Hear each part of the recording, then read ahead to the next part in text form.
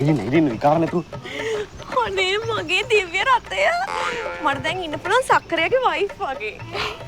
එතකොට මං සක්කරයද? නෑ මාතලි ඩ්‍රයිවර්. යසයි. අපි සියඹලා ගෙනල්ලම නෑ. මේ හරි මට දැන් ටෙස්ට් ඩ්‍රයිව් එකක් යන්නේ අතුරු දෙන්නකෝ. හා මතකනේ එකපාරක් ස්කූටරේ පෙදලා වෙච්ච දේ. හරියනේ හැමදාම එකම දේ වෙන්නේ නෑ. මට මේක හොඳට පදින්න පුළුවන්. පරිස්සමෙන්. මේක කොවනේ අතුර. ඒකත් හලාගත්තද?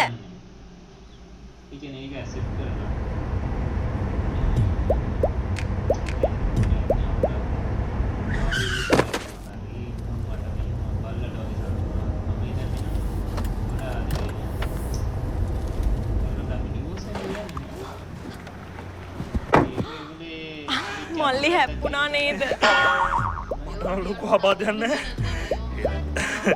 කාර් එක පොඩ්ඩක් ඩැමේජ් එකේ නේ. කමක් නෑ මල්ලි මං ඒක හදා ගන්නම්.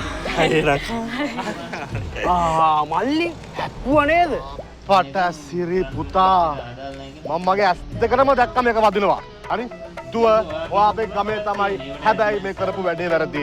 පොලන්ට පුතේ ඩැමේජ් එක. නේ?